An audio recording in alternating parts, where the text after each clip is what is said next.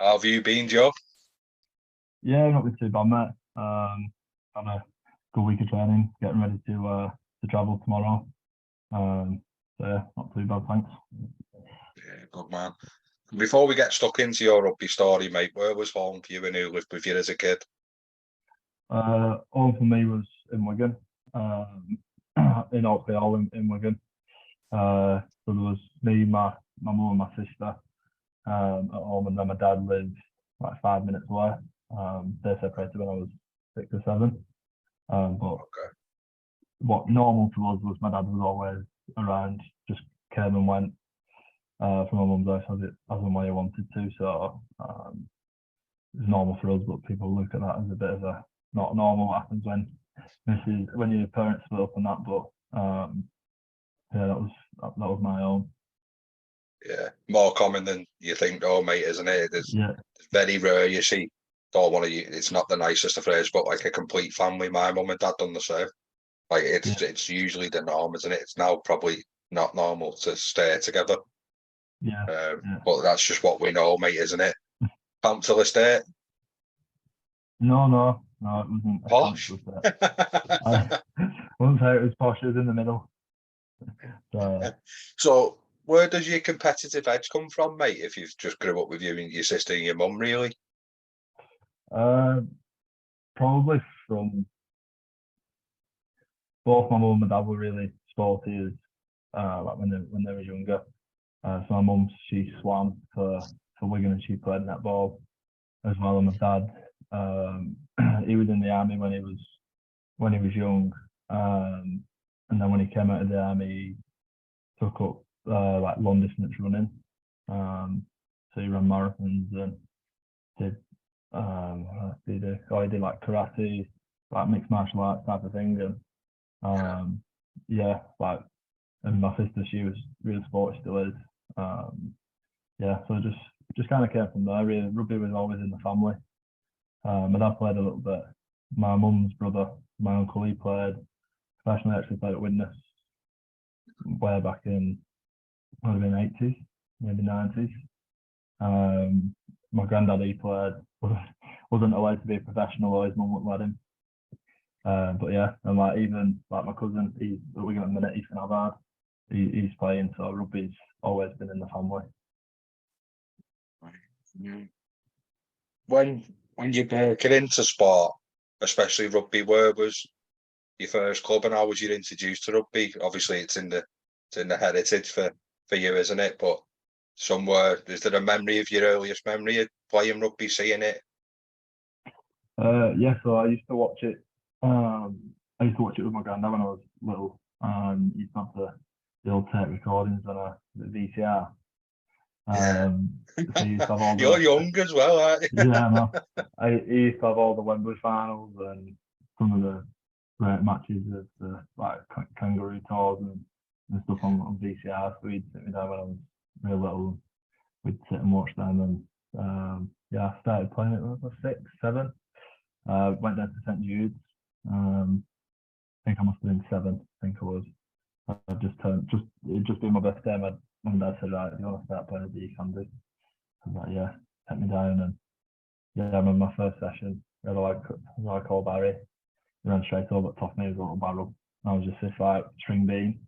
But yeah, so yeah, I was started off at St Jude's and then became a traitor and moved to St Pat's when I was 10.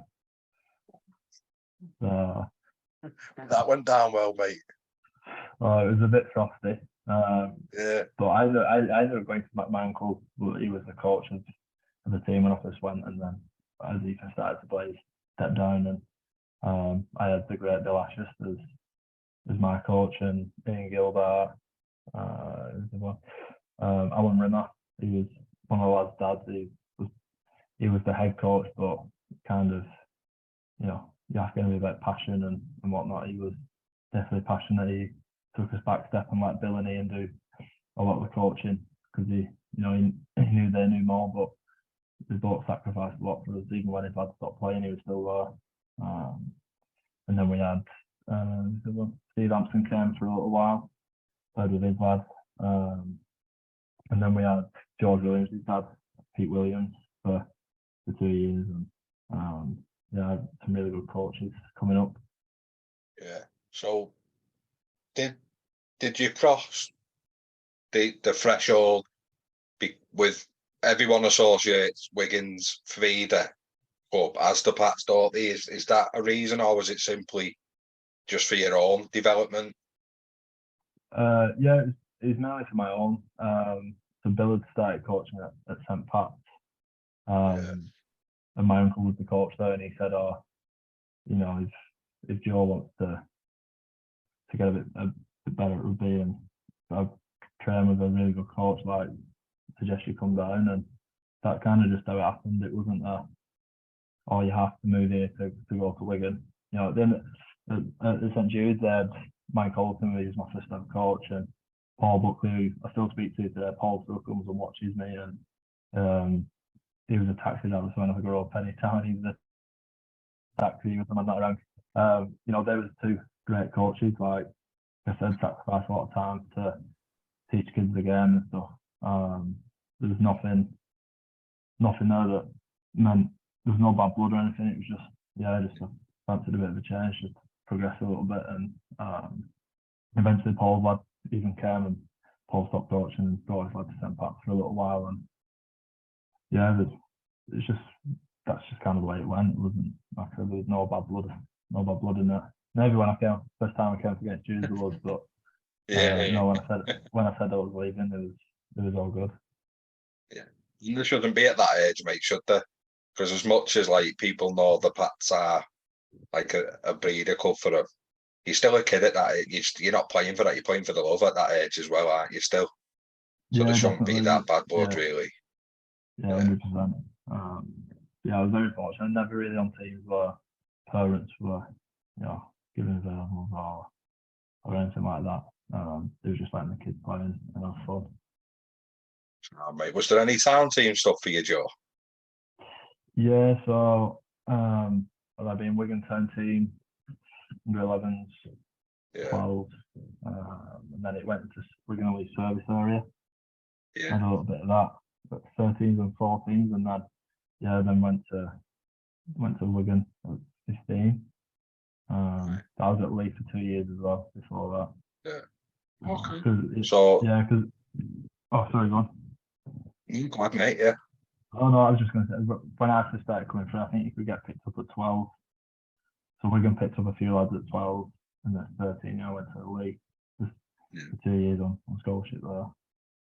Right. I'm a bit older than you, so my age group was like Ben Davis, who was like Leeds' best player at the time. And for a little bit they combined. Was you always just Wigan, or was you Wigan and Leeds for a bit as well? I was always at town team. It was Wigan, just Wigan town team. Yeah. And then when I went to service area, it went to Wigan and Leeds. Yeah. So if we go back to the town team bit, mate, do you remember much about the selection and how it worked for you? Yeah, so we had a trial down at the soccer dome at Wigan, just next to the stadium.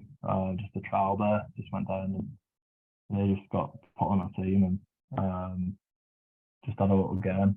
I didn't actually have the best trial there as such. I was just very fortunate that I don't know if it was the day after or something, that we had a game for Pats, and I played really well in the game. I think that's kind of how I ended up getting picked. I was just fortunate that I've been at Pats, there's always somebody there. I remember walking off and being disappointed that I've not done a very good trial, and they'd offered another game, one last game at the end, and I was like, nah, don't want to do it. I'm having a bad day. My dad was like, you should go do it. I was like, no, I don't want to. So he didn't force me into anything. He just said to me the day after, you have to put in a shift. So yeah, that's again probably where the competitive edge comes from. Is it something you enjoy, mate, the rep stuff at that age? Because 11's a tricky age, isn't it? You're on the verge of playing and winning matters. Because for before that, mate, winning, it matters to you as a kid, but not so much, does it? You're with your mates, you're playing. But when you start playing rep stuff, gets that bit more serious even at 11, doesn't it? Yeah, it does. but it's so good. Like, I look back now and I'm glad that I went through it. I know there's not as much rep stuff now at that age, and some people say that there shouldn't be, some people say that it should, and regardless of the result, it should get a participation trophy, and not necessarily my opinion, but I think it does. I think it kind of shows when people get older as well. Like, I think it's very easy now for kids to just go, doesn't matter. You know, I think it shows when people get a bit older. How was you transitioning into high school, mate? Do you think the rugby helped with that? Yeah, it was good. I went to St Norris Smith in Ashton, and they was always pretty competitive at rugby in the northwest. So yeah, it definitely helped. I was always in the team, played in the year above as well. So definitely it made the transition a little bit easier, and knowing a few of the boys as soon as I got there as well. Yeah. And how did you find the standard of school rugby to club rugby, Joe? Yeah, it was a bit different. Obviously, you're not going to have necessarily 17 lads that are all training together. Some weeks we'd play, and we wouldn't even have a training session. Just turn up, and if you was lucky enough to be in PE with each other, then you'd have a training session or on the lunchtime before going by. I was lucky. Yeah, we had 4 or 5 of us that was at Wigan, a few of us at Saints, and then a few lads that just played at pretty decent clubs, whether that be at like we had like Blackbrook lads. So yeah, we had a good mix. We had a pretty decent team. Yeah, didn't need like a centre midfield filling in on the wing and out like that, no. No, I think we did have we had a striker once on our lads, or not wingers played on wing. Yeah, to be fair, he killed it. We was like, they should come play rugby, but I think he was at Everton at the time as well. But I think he was meant to play. PE teachers coerced him into playing. Yeah.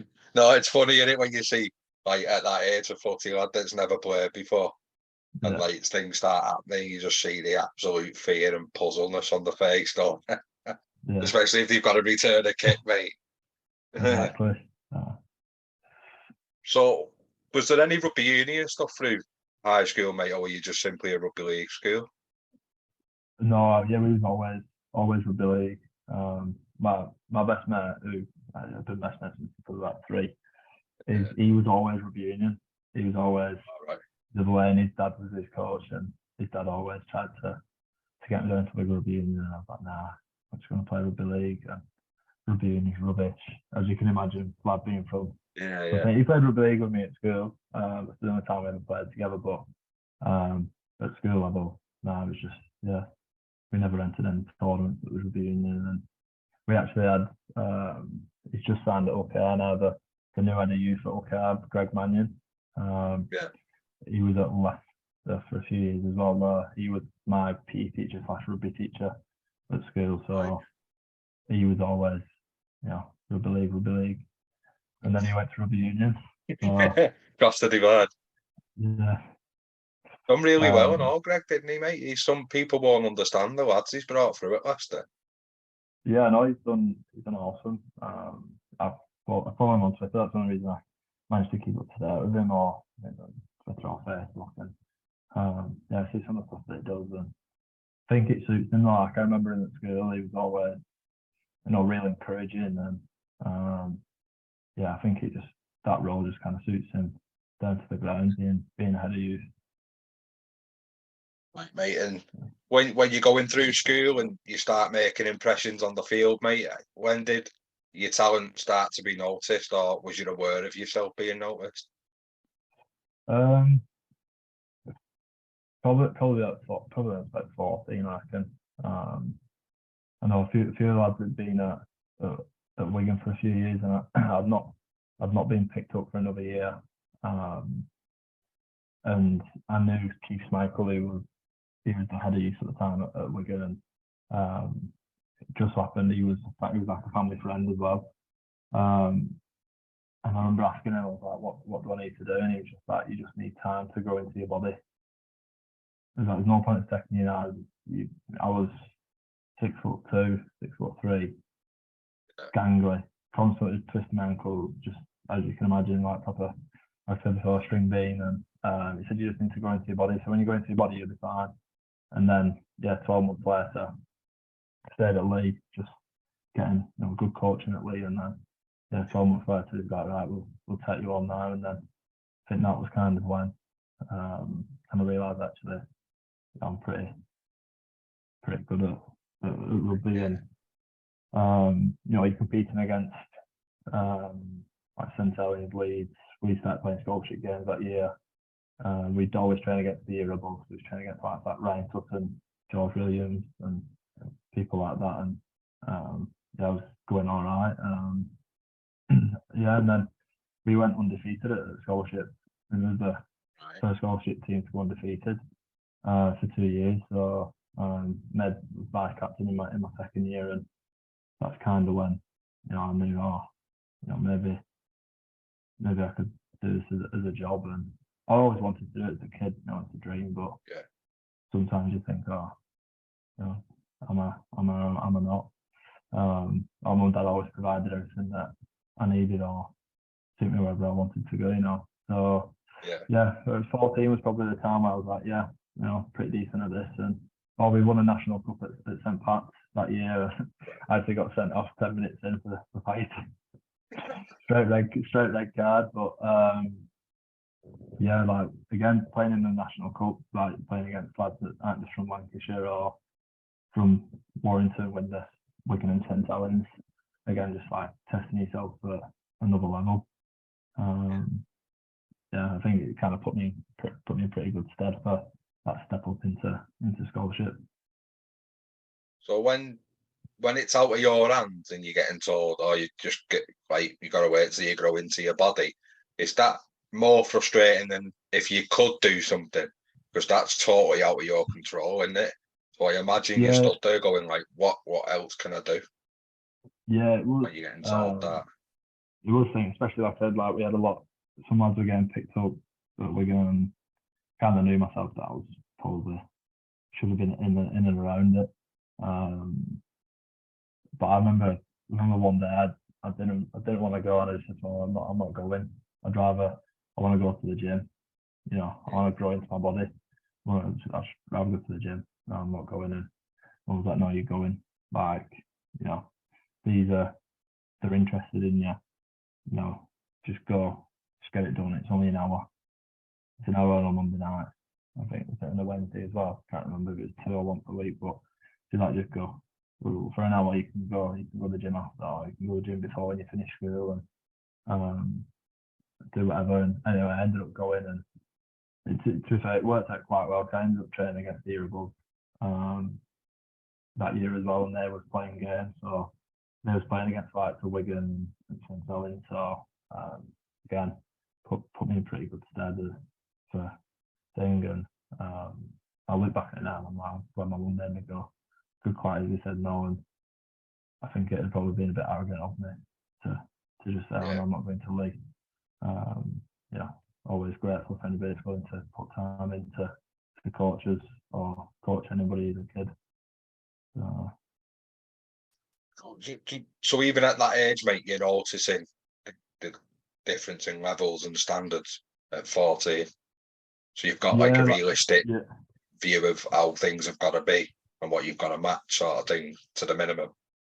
Yeah, easy enough. Like, you go and you'd see what the other lads are doing, and I want to start doing that. I want to do what they're doing. I don't want to just sit here and do a little drill with the 6 or 7 lads that really I want to be on there with them. It's 20 lads over there playing like on an unopposed game or whatever.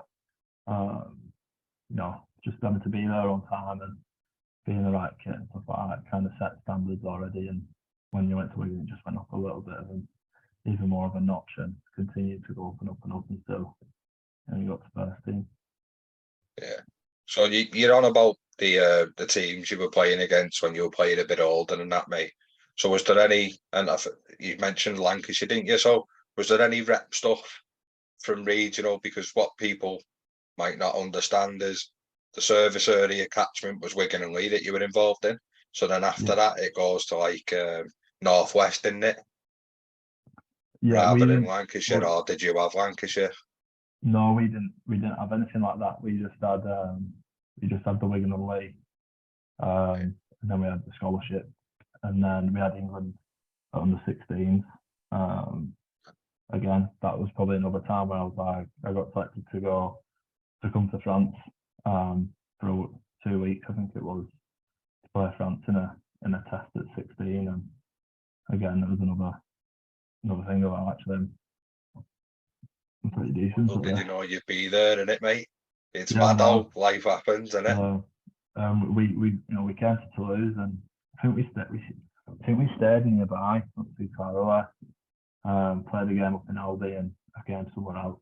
I actually ended up playing against the winger that we have at the minute, Paul Marcon. He played in both tests, and again, that was just another step up, and I really enjoyed being in that environment. It was like kind of like your first day, like being full time. 2 weeks of kind of non-stop training and stuff, and being just in the group, in and around that environment. It was really good. So you embracing the environment quite easy, mate? Are you quite outgoing like that? I won't say I'm the most outgoing person. I'm not necessarily the loudest in the room. It's quite easy to have be the quietest.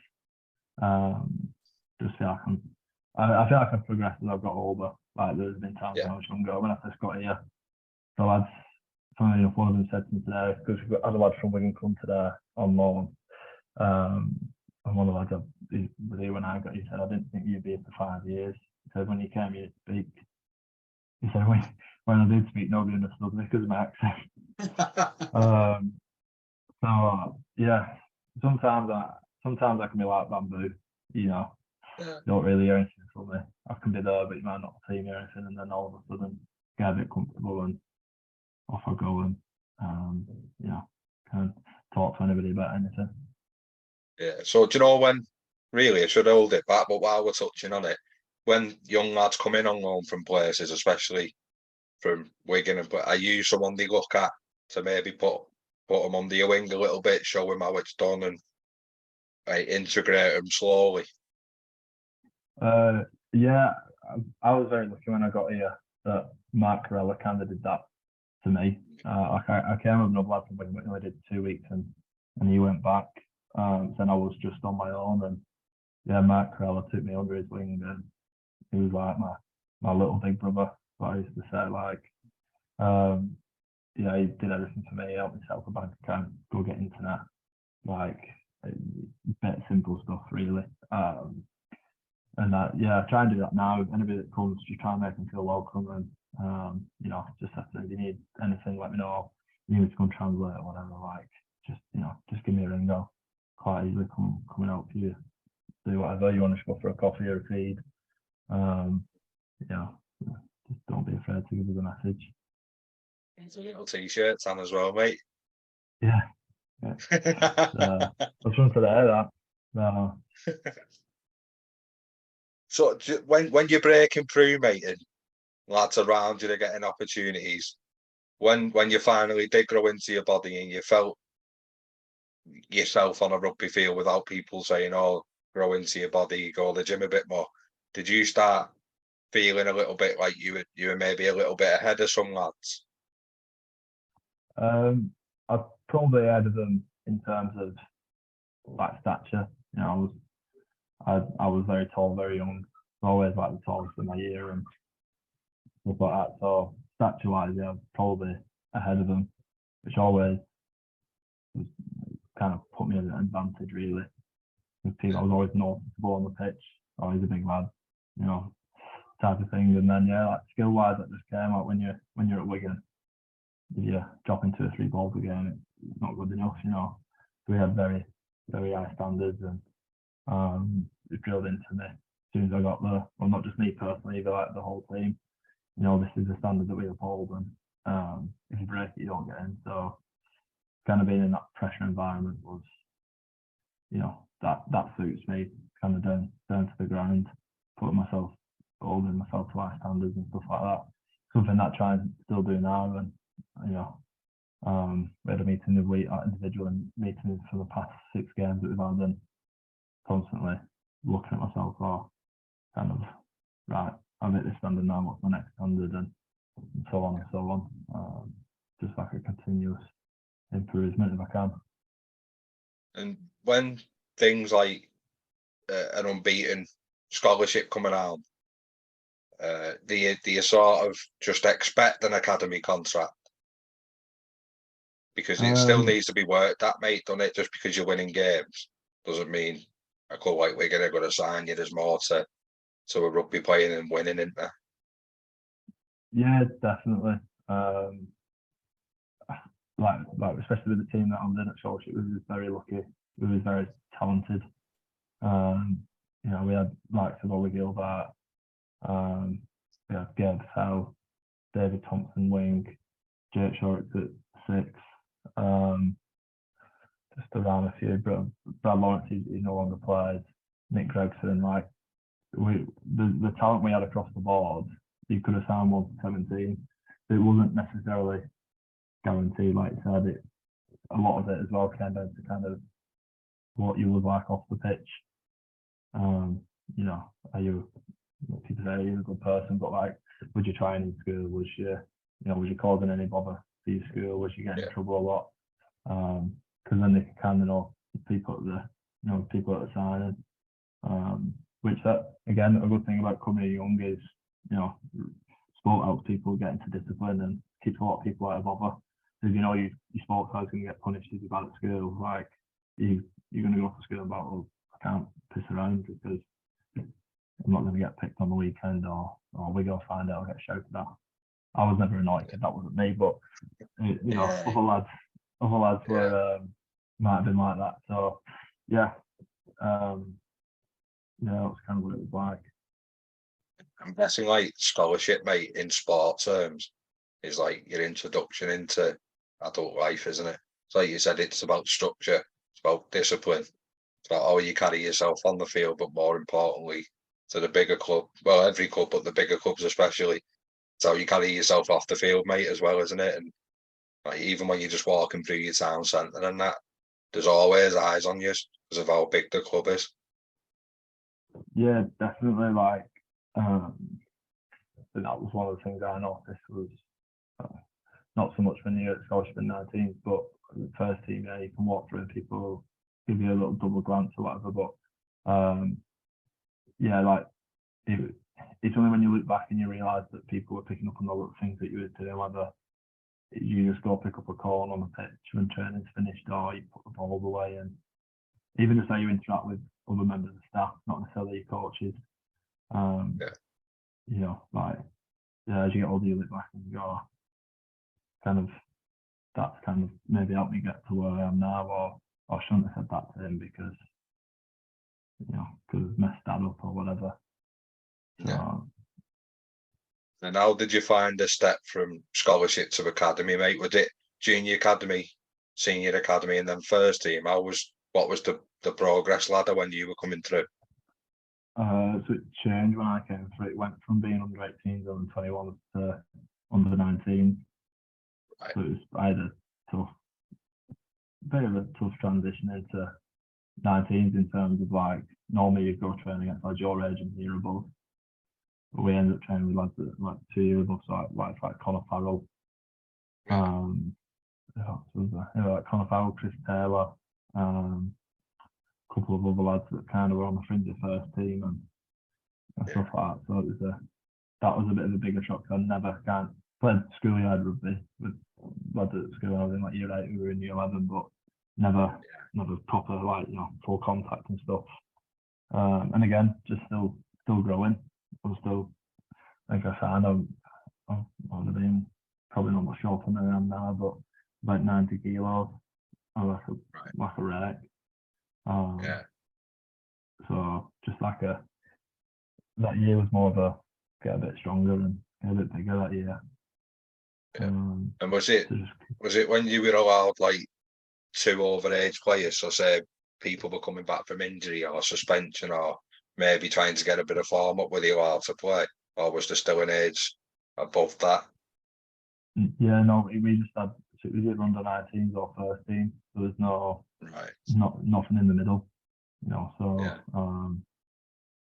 yeah, but like even then, there was still when the first team would go away to Florida, we'd have the lads that didn't make that trip come train with us, and again, it was just another step up, because even at 16, 17, you're expected to, you know, put in a pretty good competition against them, and it was always told if we train well and we make them train well, everybody gets better, rather than if we train shit and they're not going to train as good as what they have to beat us, they're not going to get any better.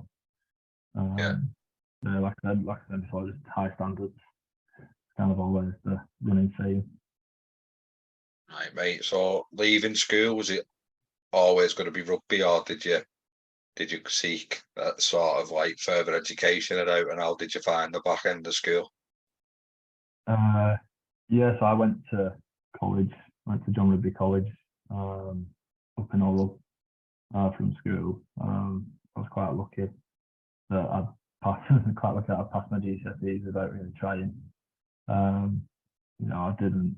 At 16, I was always like, no, I just wanted to play rugby player, just wanted to be a rugby player.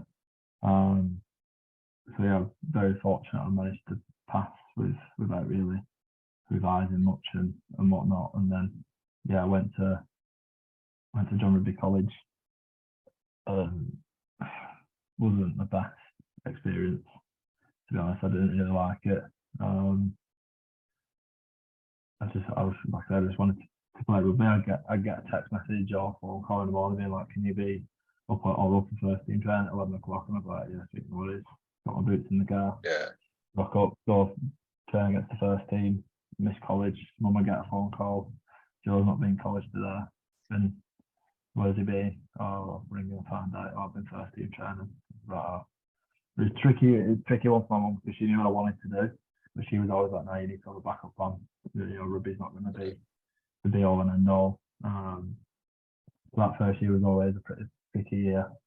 I ended up dropping one of my subjects. I got accused of cheating in an in-class exam. I sat next to my mate, and he had the same answers as me, but slightly different. And she accused me of cheating, and I didn't cheat. And I just went, I don't think we're going to get on this year. I'll just drop the lesson. So I dropped it because I was like, I'm not being accused of being a cheat. I can't sit in the same room as you. So that freed my time up a bit more, so I could go train first team. 2 or 3 times a week. I won't have a lesson last week. I can go first team at the manor. And then I go train 19s at night. And as a kid, you get away with it. I just think you could train, 24 hours a day, 7 days a week, you don't pick up an injury. But yeah, and then my second year, so I failed my first year A levels, and they weren't going to let me back in. And then Keith Michael came to the college with me and was like, no, he said he's going to sit down this year and really try hard and do it. And he somehow managed to get me back in, doing the lessons I was doing. I was at business, IT, and PE. He managed to get me back in. And then pre-season started, and then again, just go first through there. And he ran me up a few times. I was like, no, you can't go first team before you go to college. They've been on the fall. Okay. And then in January, I tore my ACL when I was 18, on a pre-season tour in Perpignan, playing against Catalan. And I just remember thinking, fuck, I shouldn't have. The last 18 months I've just wasted. Yeah. I failed my albums, like, and at that time as well, at that age, I was a bit like, you kind of make a break. You know, you're 18, you've done your ACL, you're going to miss a full season. I always had the year after on my contract anyway, but I was like, you know, it's going to be tough. Better knuckle down here and try at school. So then I fully committed to college, barring the days where I had like my ops and stuff. Yeah, fully committed. Technically passed. Got through it, came away with 3 Ds, which I see as a fail, but anyway, which then got me into uni. So I started a strength conditioning degree after after college, which took me 6 years to do because like, I just did it part time. I think I did the first year full time, so I started 19s, and then yeah, when I went up the first team, I put on the back burner a little bit, and yeah, it took me 6 years to do. So definitely worth doing. Like as soon as I finished, I thought, well, got a backup plan now if anything fails. So, Yeah, and the ACL, had that been your first big injury, that mate? yeah, that was my first like big injury. Yeah, like I think it was 10 months between games. Played, yeah, so I did in like January.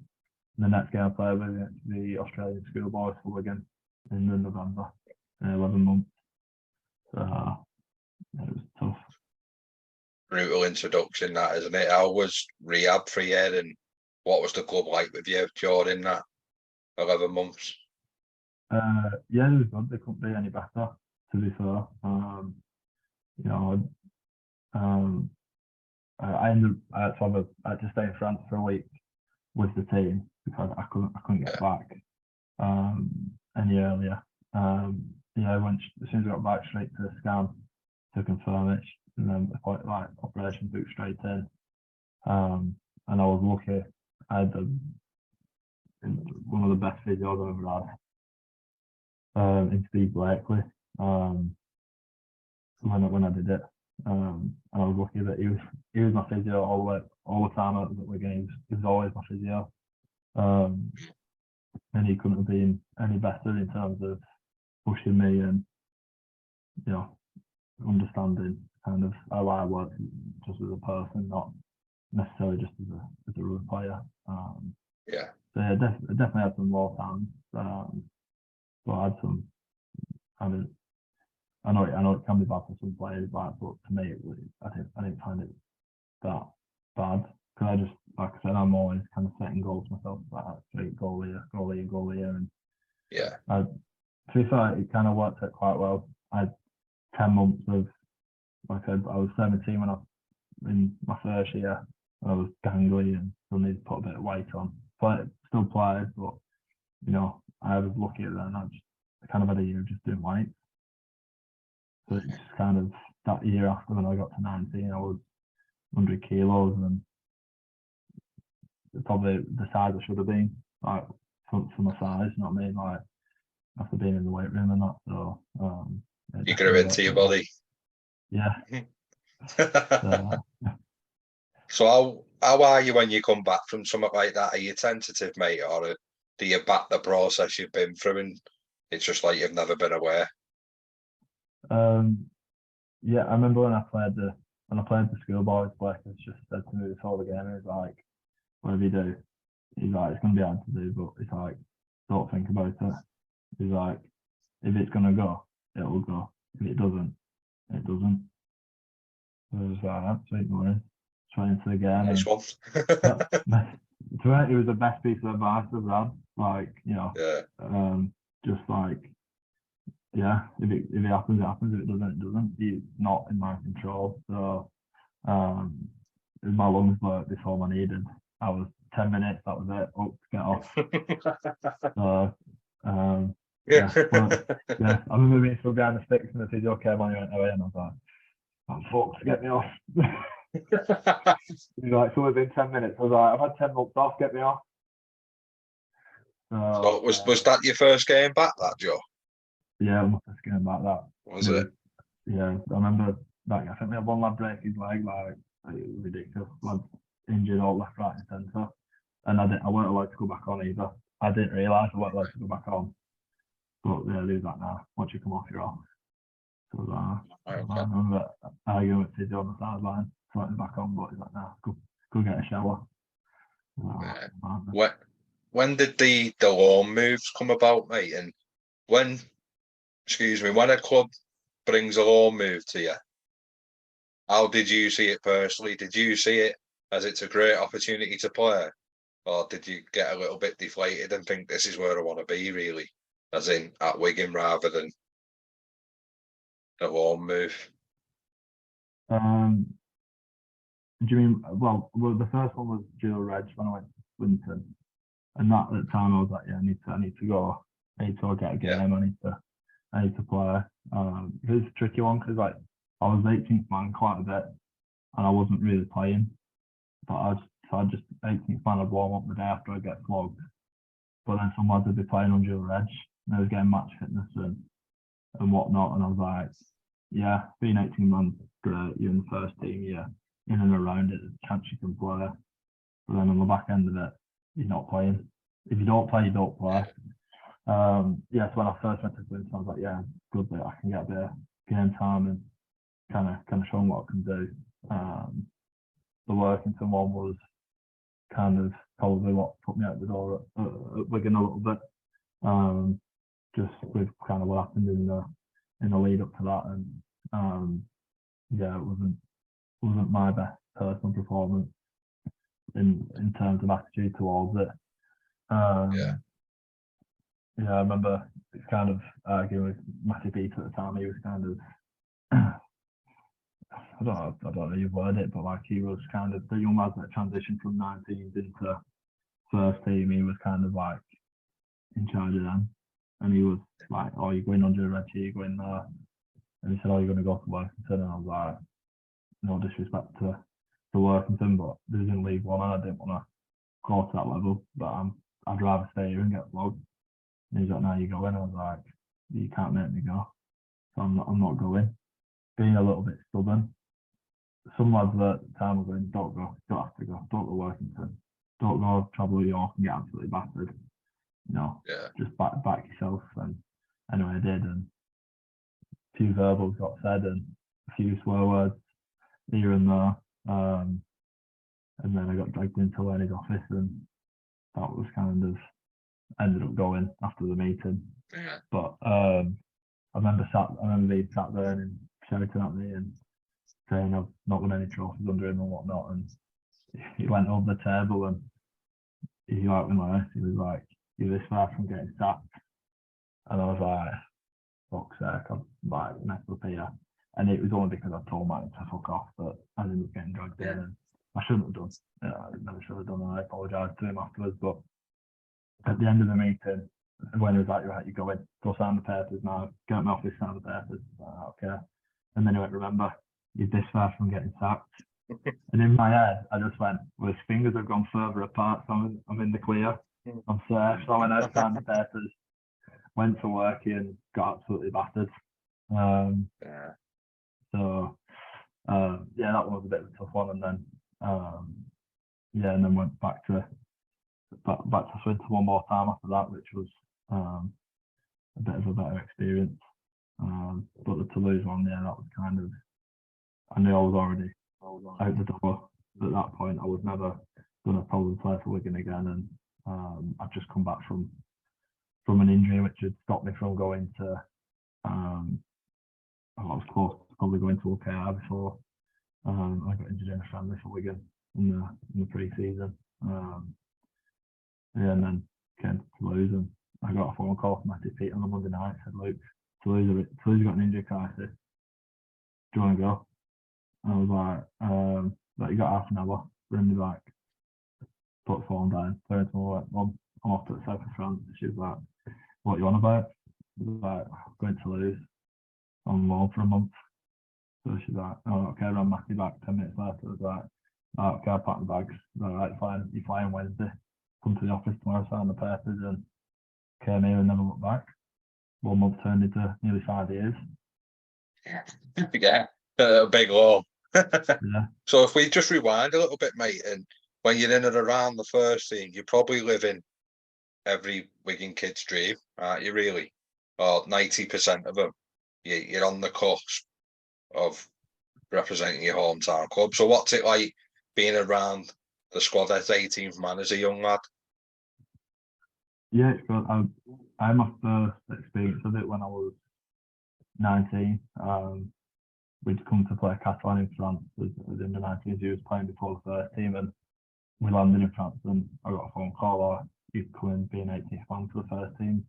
One of the lads was pulled out in team run, and we've only brought 19 lads or something like that. So Yeah, it was the first time I was sat in the change room, just like we can learn, like Sean O'Loughlin and Tommy Lewis, Sam Tompkins, and I'm like, what the friggin' hell am I doing in here? Never warmed up with them, didn't know the warm up or nothing. I think Rugby League was there at the same time, and he just said to me, like, just do it, mate. I'll talk you through everything.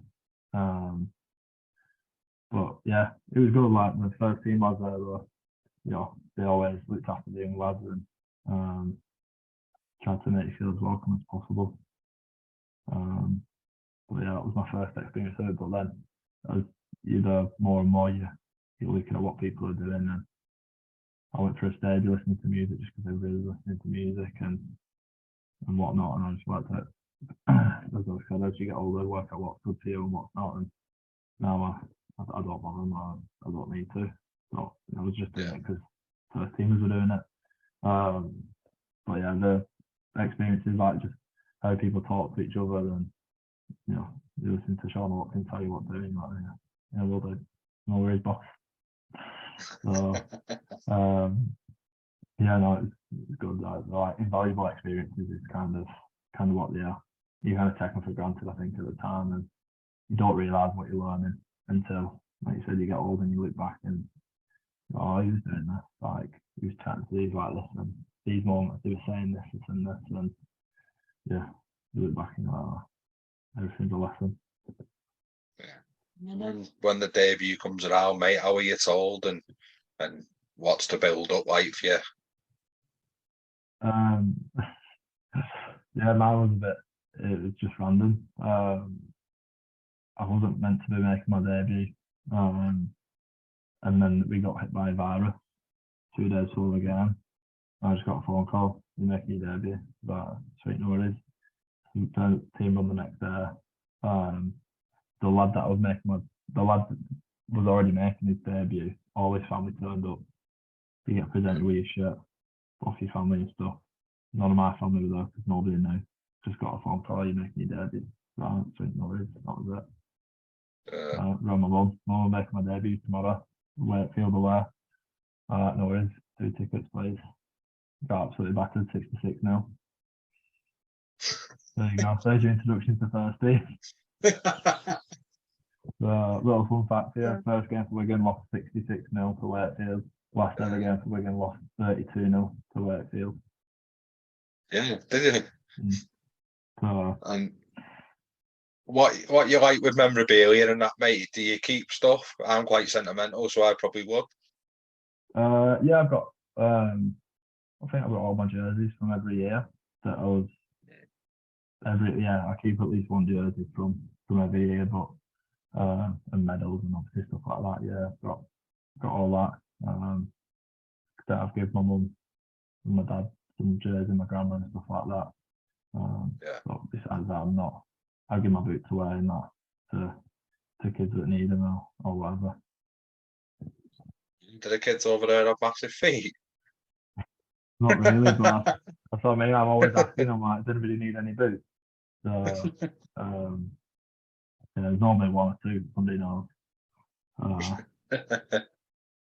So the Toulouse loan was literally meant to be a month, mate. And what happened with that? Did it just keep rolling on, or did you actually come back and then make a permanent move? No, so I was here for 2 weeks, and I rang my agent and I said, "Matt, get me until the end of the year." I was like, "I'm loving it. I don't want to come back to. I don't want to go back to Wigan. Like, what's the point?" I spoke to the coach here, Sullivan, and said, "Luke, I'd like to stay for you if you want me to." And he was like, "Yeah, if you want to stay, well, we're happy to keep you." So yeah, after 2 weeks, I'd cemented a season-long loan for the rest of the year. And then at the end of that season, I was again on the phone with the manager and just like, keep me here, get me a contract here. I was bought into kind of what the club were selling and the dream. Yeah, no, and is it, as much as you make it sound like it was a really easy decision, was it as easy as you're making it sound? But it's a big move for a young lad, Joe, isn't it? it's everything, Yeah, really, mate. yeah, like that was the first time I'd ever kind of moved away from home and lived on my own. Which is why I think I loved it so much. Like I was, I was like free, you know, I could do what I wanted whenever I wanted, and I didn't have anybody to think not if anybody this that knows me that they know what I'm like. I'm not this wild person anyway, but like, you know, I Yeah, just reveled in being able to be free and, you know, buy my own stuff in my own apartment and stuff like that, and kind of look after just look after myself. So it was the first time I found it was really easy. It was like, yeah, no worries. My parents and my family were like, you know, do what is best for you. So yeah, I just found that dotted line and simple as. yeah. And when they bring in lads over, or there's rumours, are you used as an intermediary? That, as in, they come to you and say, such a body's reached out, we're half interested, he's going to get in touch regarding what things are like. So are you half selling people your dream as well? So like H has come over, hasn't he, and established himself. Yeah. You've had Lloyd White there, haven't you? So you've had really established elite players over here come to you, and are you someone they lean on to help the transition?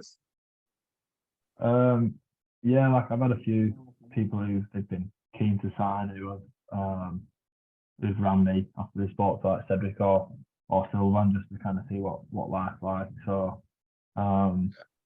yeah, it puts me in a bit of a tricky situation because I wanna sell the dream. Do you know what I mean? I want to get them here, but I gotta be Yeah, realistic because I don't want them to get here and go, well, he told me that it was like this, and this, and you know, my expectation of something might be completely different to somebody else. So I always try and get as honest as I can and say there is some things in France that even to this day for me I'm like backwards.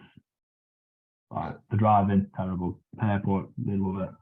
We like in England, you just go, you sign on a computer screen. Here you got signed papers that thick and initial everything yeah, and whatnot. But well, once you get past that, you know, it's easy. Go to the bakery every day, grab yourself a baguette and a coffee and a croissant, and you know, you just embrace the culture. I think it depends on the person, really. A lot of them yeah, lads that have come, they've really embraced the culture, and you know, they're the ones that end up staying for a while and really enjoying it. The lads that are a bit like, oh, that's a bit weird. Why do they do that or whatever? They don't tend to stay for as long. yeah. And do you know, with the caliber of player that you've been bringing in, does it make it that much easier to stick around? Because you're signing like exciting lads like Ollie, and Yeah. you manage to get Guy in and Guy sung around, and then you bring in established stars, and aren't you, like Jake's over there with you now, isn't he? So then Yeah. you've got people like Hates, like, I know Lloyd's not there now, but Lloyd, and then Dom.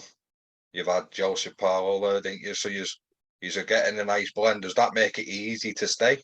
And do you think that attracts people as well? Yeah, definitely. Like, you know, when you've got the mix of like the experience and the young and you know, looks like a 19-year-old for the rest of his life. But yeah, when you've got that mix, you know, you're just like, you know, you can see the club are striving to get to that goal. It's easy for me to buy into it.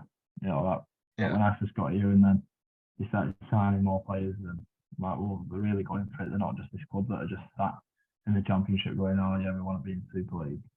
It's a yeah, club that are going, no, we want to get to Super League, we want to stay in Super League, and then we want to win it. And I look at where the club was when I first got here to where it is now 5 years on. And I'm like, in another 5 years, it tends to be one of the biggest rugby league clubs in the competition.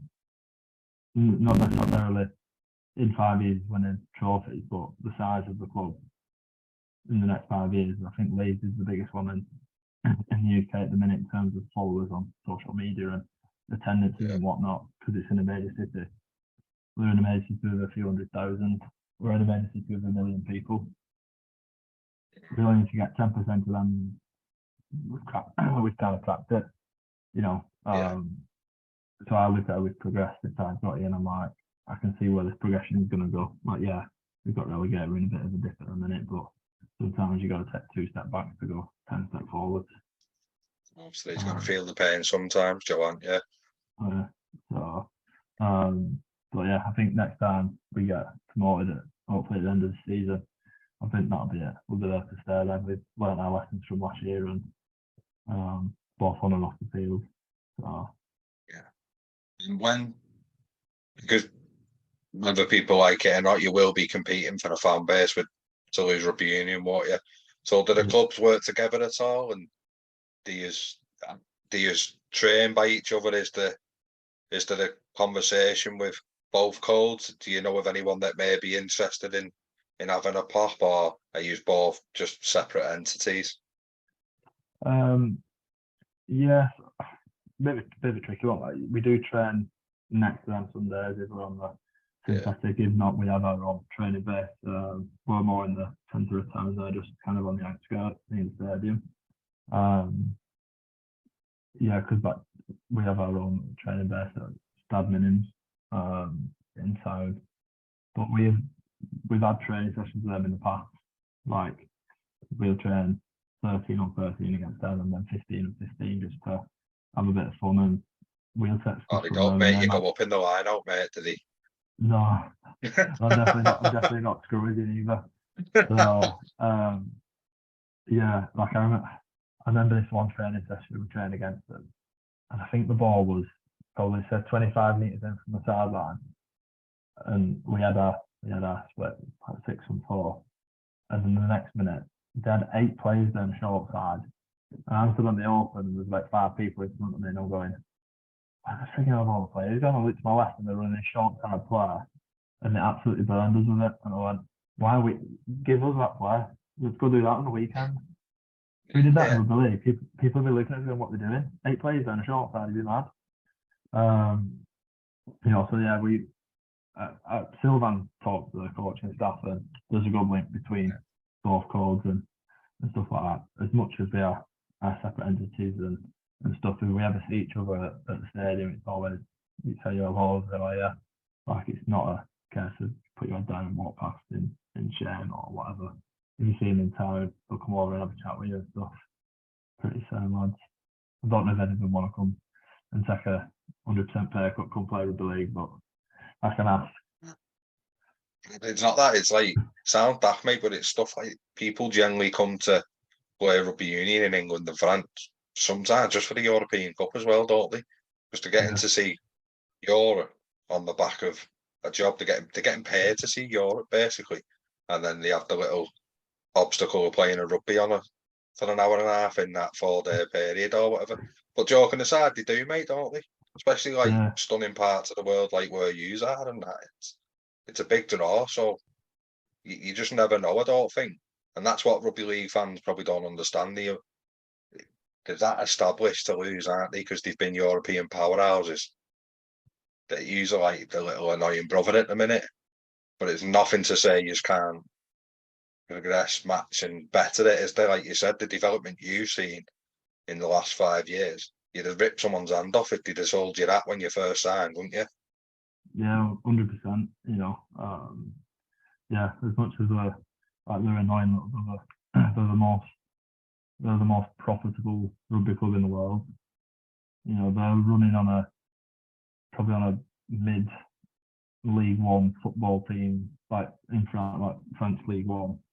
They're running on a budget is the same as a middle team, like a middle table team. Like, no wonder they're so competitive and they're winning everything. You know what I mean? It's just a completely different world when you see the numbers and stuff like that. And even if you go to a game, the whole city's on lockdown. Everyone's just watching, especially when they're on TV. And that's kind of where Toulouse want to get to. The thing is with like the Frenchies, we should say that or not, but people that live in France, they just love sport. They just want to support the local team. And the thing is, for us at the minute, when I first moved here, I went and bought a bed somewhere, and I went in, and it was about an hour outside of Toulouse's place, and I went in, and this guy was like, I was just speaking English. I was still a little bit, but well, why are you in France? Because I'll play rugby for Toulouse. And I thought Toulouse would pick a big well known, And he's like, oh, you play with for Toulouse? Like, yeah, yeah. Anyway, he messed up the order. He messed up my order, and he charged me like 400 quid less. And I was like, oh, you know, it's 400 quid less, but I need to pay it. And he was like, oh, no, it's fine, you play for Toulouse. And then as I was leaving, a guy walked in and he went, oh, you just signed for Toulouse, to this man. And this man was like, oh, what's your name? So I was like, Joe Bretherton. And he's like, oh, no, okay. And he's like, what position do you play? And I was like, oh, prop. And he's like, prop? He's like, you're not very big for a prop. He's like, do you want me second row? And I was like, oh, no, I can play second row. And then as I left, I got in the car and I went, oh, shit, I think they think I play for the rugby union team. And I just drove off. I was like, I'm not going back in there. I've got a discount. But, yeah, that's kind of what it's like. They're like the gods, and at the minute we're just underneath. So we'll get there one day, hopefully. Yeah, if they throw a couple of zeros on it, you will scrum down at second row. Yeah. Just if they want to. Yeah. But has rugby union ever been an option, mate, professionally for you? Yeah. So when I was 22, just before I came to Toulouse, so in the January before I got injured, I was meant to go to Wasp for a month on a trial. And then it kind of just fell through. I drove down and met the board and everything, and it was all keen. And I was training in secret when I was at Wigan. I trained during the day, and then I'd go up to Wigan Rugby Union with my mate, and the guy that coaches there at the minute, he played for Scotland way back in the day. I can't remember his first name. I just know him as Scotty. So I knew him as. And he was giving me training sessions up there, teaching me how to ruck, teaching me how to line out, scrum, like everything. And even the boys in the team up there, they was helping me with stuff. And like I said, I'm always grateful for anybody that's willing to coach me or give up time or whatever. And these blokes were doing it for fun, just to try and teach me. And I'd never played rugby union ever before. I'd watched it, kind of had a basic grasp on the game. And then, like I said, in the January, just before I went to play the friendly game, with the weekend I was meant to go, I rang them up. I was like, what's going on? And they just went, oh, we're going to have to pull it. We have to pull the trial. We can't do it now. Might have to do something we explore later on in the year or coming pre-season. And then I got injured. Ended up having to go play the friendly. And then I got injured, and 4 months later, when I was back fit, I ended up coming to Toulouse. So, everything happens for a reason, but I definitely, it's something I always look back on. I'm glad that I was willing to risk it to go. I didn't have anything to lose at that point. Like I said, I already knew I was kind of out the door at Wigan, and I had two kind of thing. I had options to go to America to play rugby in America, in a sevens tournament. They wanted to open up like a league called Super Sevens. They was having like a combine in Philadelphia. Luke and I nearly had flights booked to go to Philadelphia to do a combine. It was on a Saturday when one was off. And I was like, I'd fly in, I would get there Saturday morning, go do the combine, I'd be on a flight back Saturday night, so I'd be back in training for Monday. And stuff like that. Like, just because I couldn't let Wigan know what I was doing, but I didn't go in the end. It kind of just fell to the wayside, the Super Sevens. I didn't hear anything come of it, but the concept of it sounded class. Just bounce around America on a tour bus and rock up in major cities, play sevens, and then jump back on the bus and off you go. But so it's kind of was there when I was younger. Whether anything will come up in the future or not, it's definitely something I'd always look at. I always feel like if I didn't try it at some point, I'd probably regret it. Yeah, that's fair enough, mate. So, what are the standout moments for you with Toulouse so far, mate? What are the best memories? I'd say that obviously getting promoted was obviously one of the best probably, and then getting that first win in Super League against St Helens last year. They're probably the two, being part of, three. Playing in the first game ever for Toulouse in Super League was was a big one. Kind of set that as a goal in pre-season to be in that team and stuff. So yeah, they're definitely up there with the best ones.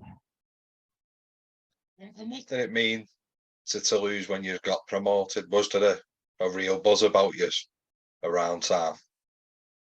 Yeah, it was good. You know, it kind of put us more on the map and grew that fan base a little bit. I think it's more appealing when you say, "Oh, we're in Super League," than it is when we say we're in the Championship and stuff. You know, definitely got us noticed a bit more out and about in time. So, you know, and yeah, unfortunately, yeah, we got relegated, but without that, you know, what we've got this year, we wouldn't have if we weren't there last year, and then people who are sticking with us now will push us to get back to the top. Yeah. And how have you found the standard? Is it more attritional than speed in the Championship, and then when you step up, it's just fast? Yeah, like I can't remember it was who said it once, but somebody said like Rugby League's the same everywhere. Everyone's the same moves. Everybody passes the ball, like every tackle, it's just as well as everybody else. It's just faster. The more the higher you get, and the game of the weekend, that was a fast game. You know, playing on the hybrids and that, but you turn up at some places when you're at Batley and during uphill, you can't exactly run fast. So, yeah, I said that's one of the differences. Kind of, yeah, the game's just faster. People making decisions faster and later at some point. You know, Probably a bit more clinical as well, mate, because everyone's played very similar now. The out the back stuff, don't they? So I'm guessing the harder teams are the ones that stay in the game longer and do the little things right, aren't they? Yeah, that's it. People who aren't knocking the ball on 10, 12 times a game, and you know, you're completing sets up at 80%, 85%. You hear them people talk about that a lot now, and yeah, it's definitely something that we're trying to stick to. You know, we're trying to hold ourselves to that Super League standard as much as we can this year, and hoping that that's going to get us across the line at the end of the year. Yeah, bit of a silly question, mate, but the future ambitions, and I've no doubt Super League are one of them. So what are your future ambitions, maybe on a personal level and as a collective? Yeah, obviously the collective, I want to get close to Super League and get them to stay there. They're probably the more near-sighted goals is promotion this year and next year to stay in there, and then more longer term to still be in when the clubs go in, and you know, we've definitely got the ability to attract some of the best talent on the planet. You know, and be competing for trophies, hopefully. On a personal note, starting my masters in September in psychology. So you know, just keep continuing with the studies. So then, when rugby comes to an end, you know, can always kind of got an easy transition into life after sport.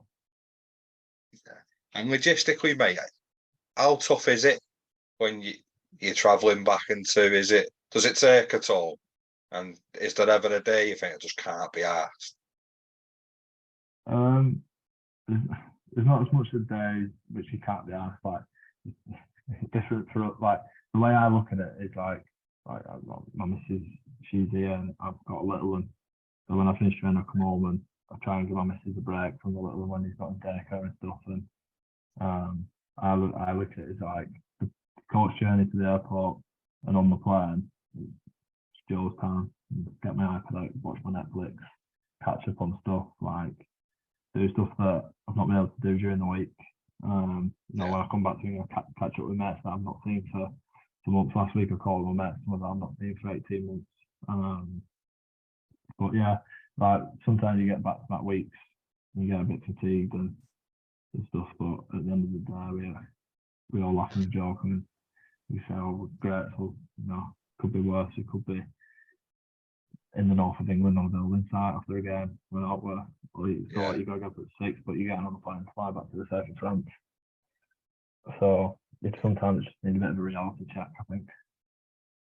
Yeah, it's a good way of looking at it, really, mate. That, isn't it? And the family's probably a nice getaway from the game, because there's a lot of time you just don't get that chance, mate, do you? Like I say to everyone that comes on, when you look at an athlete, someone that's part of a sports team, you only ever see the end product of that week. You never see the Monday to Friday, do you?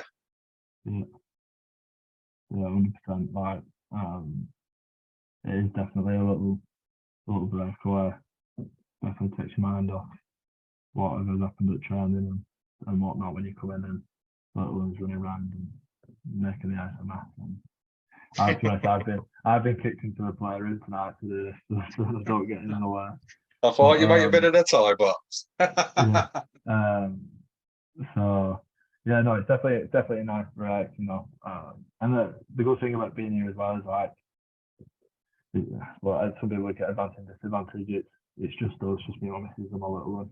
You know, there is a back home you can be influenced by, or you know, day off, go take them to see my mum and family, or go take to the missus and my family. Whereas like here, it's just us three. Let's just us three go do something.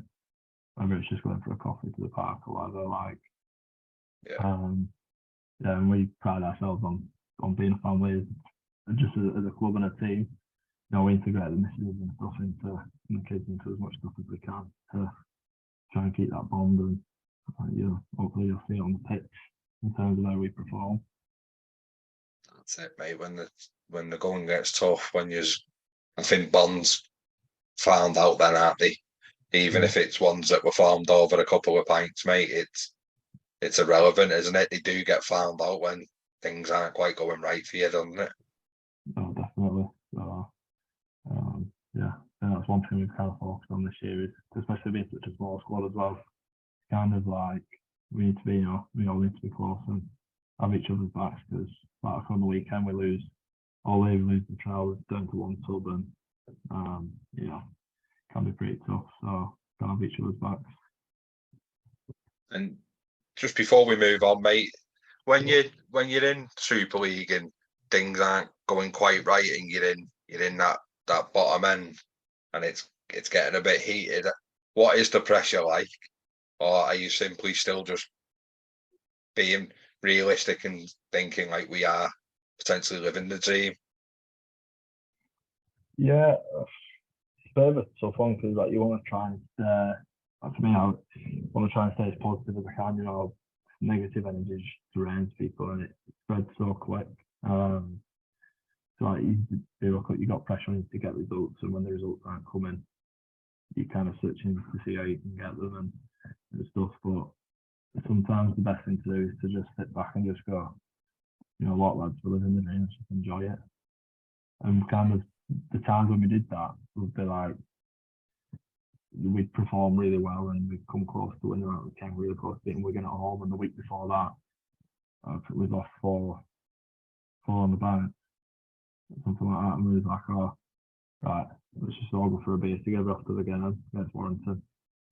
And worry about next week. Went for a beer, everyone had a laugh, went to training, everyone having a laugh, reminiscing about what happened on Saturday night, jokes, whatever.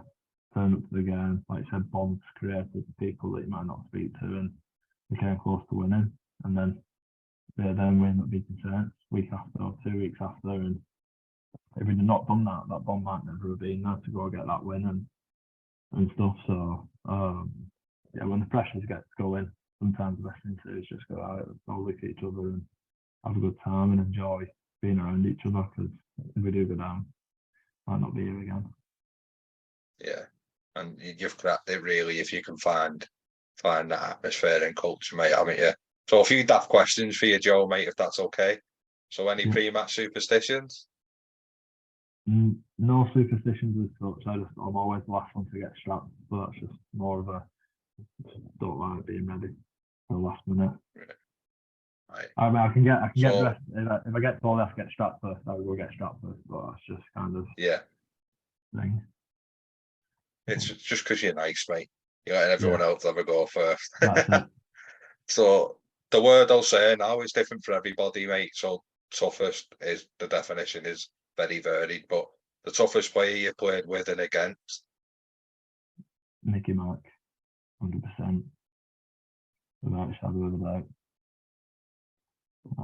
Both against and with him. So. Your favourite away ground? Leeds, Headingley. It's a popular one. That what is it about Headingley, mate? I don't know. I just look at that. I think because you always get a good attendance from the Leeds fans. They're always quite loud. They create a bit of an atmosphere. It's always a good pitch, you know, good facilities and that. Yeah, definitely. Because I had Barry McDermott on the other week, and he said when he used to read the programme, if someone said their favourite away ground was Headingley, it'd piss him off. But he said, I get it now because of exactly what you just said, the facilities, the crowd, the pitch, it all makes for a nice occasion. He spoke when it used to piss me off when I'd read it, and the favourite away ground was Headingley. So hopefully you've not just put a marker on your head, mate.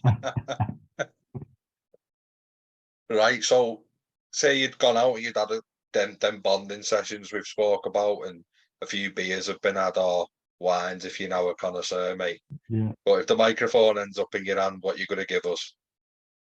Ain't no man tonight, no. Yeah. You got a 1-2 step with it as well. Oh, I'm on the hands up, arms down, slide. So, if you could go back and tell a younger you anything from what you've learned so far in life, not just necessarily the game, what would it be? Bit of the story of the Chinese farmer. You've ever heard that one?